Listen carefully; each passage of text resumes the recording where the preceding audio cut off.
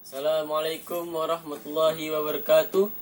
Yahdihi man a'malina wa sayyiati anfusina sururi min billahi wa na'udzu ilaihi wa natubu wa nastaghfiru wa nasta'inuhu nahmaduhu lillah hamda inna abduhu Muhammad anna wa ashadu lahu sarika la wa wahdahu Allahu illa ilaha la an wa ashadu lahu hadiya qala yudlil wa man lahu mudilla falallahu ba'du amma ajma'ina wa sahbihi alihi wa ala alaihi wa salamuhullahi fa salawatu ummah wa nasoha amanahu wa addarra salata ballagha wa rasuluhu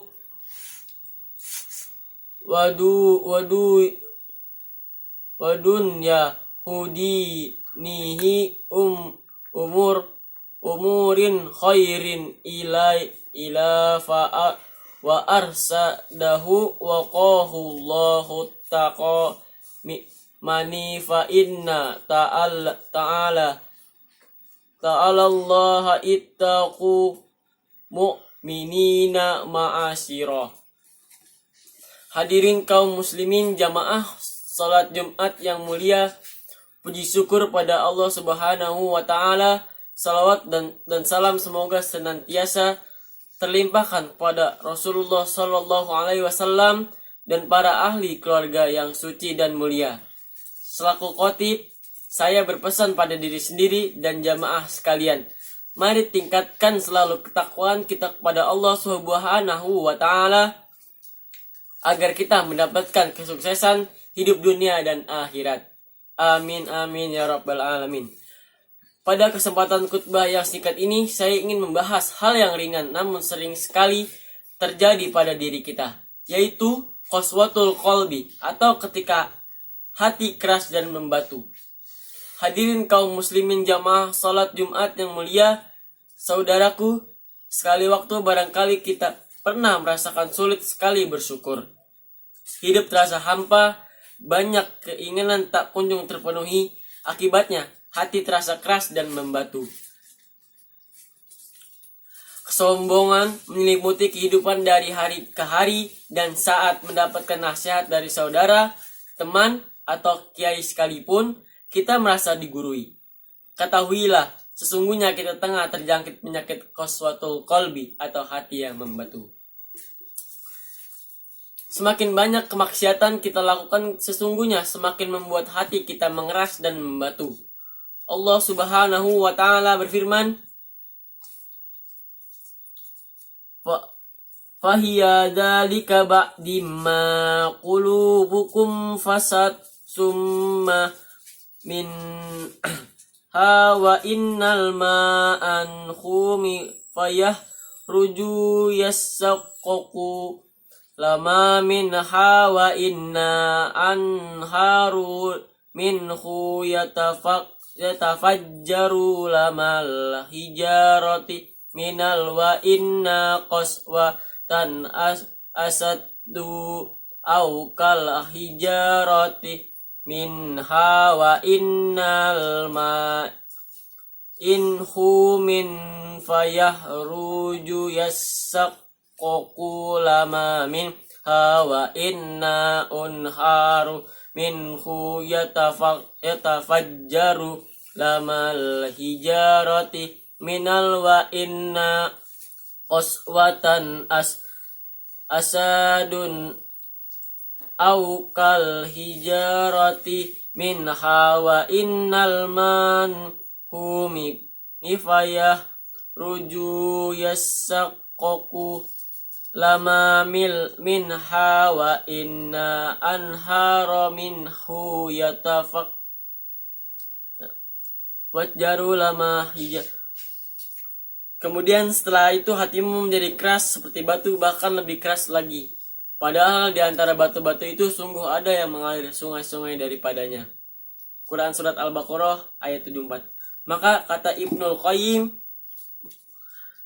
naro ila yasliha nila ya bisa kasajaratil qasiyah maitum kolbu. Hati seseorang yang telah kering dan membatu, ia bagaikan pohon yang meranggas dan mati. Keduanya hanya pantas dilalap api. Na'udzubillah. Hadirin kaum muslimin jamaah salat Jumat yang mulia. Memang ada banyak sebab kerasnya hati. Qadi Al-Fudail berkata, 3 peristiwa yang menyebabkan hati membatu: terlalu banyak makan, terlalu banyak tidur, dan terlalu banyak berbicara. Bahkan, makan yang berlebih merusak kesehatan badan. Ibnu Sina, pakar kedokteran Islam generasi awal, berkata, perhatikanlah perutmu sebab sebagian besar penyakit bermula dari makanan yang berlebih. Karena itulah Ali bin Abi Thalib radhiyallahu anhu berkata, istirahatnya badan dengan mengurangi makan, istirahatnya lidah dengan mengurangi berbicara, dan istirahatnya hati dengan mengurangi keinginan. Untuk menghindari qaswatul qalbi, Rasulullah SAW mengajarkan kepada kita antara lain untuk pandai bersyukur. Suatu hari seseorang sahabat datang kepada Rasulullah SAW dan berkata, akhir-akhir ini aku merasakan hatiku keras ya Rasulullah. Rasulullah SAW kemudian berkata, maukah engkau kuberitahu cara untuk melembutkan dan keinginanmu terpenuhi? Sayangilah anak-anak yatim dan usaplah kepalanya. Berikanlah mereka makanan dari makananmu. Niscaya hal demikian akan melembutkan hati dan melapangkan rizkimu. Hadis riwayat Tabrani. Membina kerukunan umat beragama, maka ketika kita menjamu yatim, menawarkan mereka makanan terbaik yang kita miliki, bukan saja ia melembutkan hati, namun mengantarkan kita pada hadis Rasulullah SAW yang lainnya. Aku dan orang-orang yang mengurus anak yatim kelak akan berdampingan seperti 2 jari di surga. Hadirin kaum muslimin jamaah salat Jumat yang mulia, cara lainnya adalah sering-seringlah berziarah kubur. Tentu dengan niat yang benar. Rasulullah SAW berkata, aku pernah melarang kalian ziarah kubur. Sekarang berziarah, sebab sesungguhnya ia akan melembutkan hati, melelehkan air mata, dan mengingatkan akhirat. Hadis riwayat Al-Hakim. Ziarah kubur dengan tujuan mengingatkan akhirat adalah hal yang dianjurkan. Dengan mengingat kematian, sadarlah kita bahwa tak ada yang pantas untuk kita sombongkan. Makanan terbaik kita adalah madu. Ia diproduksi oleh lebah. Pakaian terbaik adalah sutra. Sutra diproduksi oleh ulat. Hiasan terindah adalah mutiara. Mutiara diproduksi oleh kerang.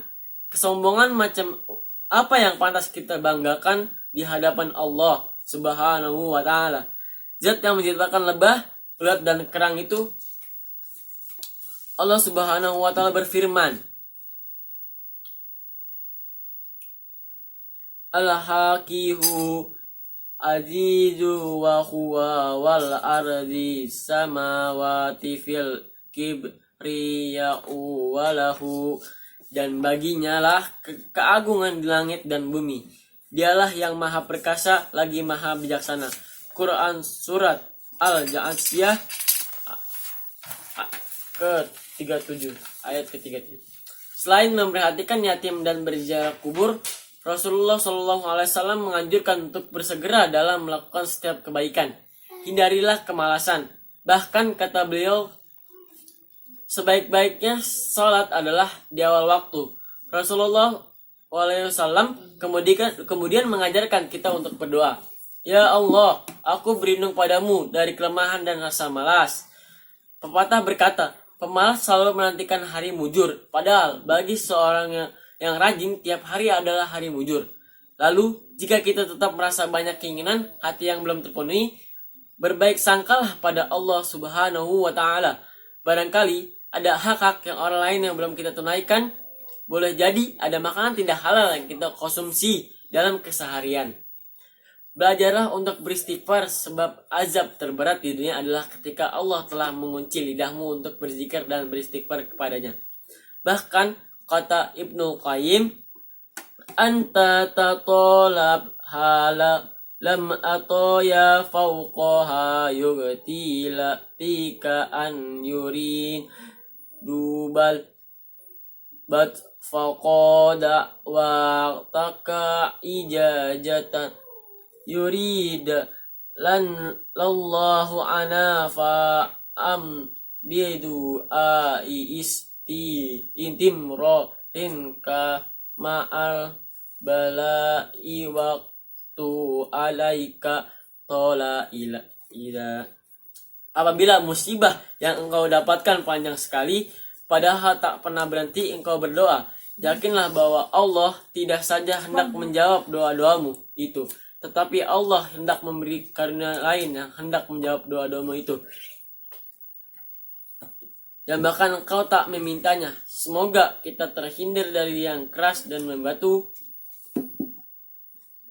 Ar-Rahimu Ghafuruhu wa nahu ilakum ya wil fastaghfiruhu nan bin kulla min muslimina walisairi wa aqam lillahi wa astaghfiru qawla ada aqul.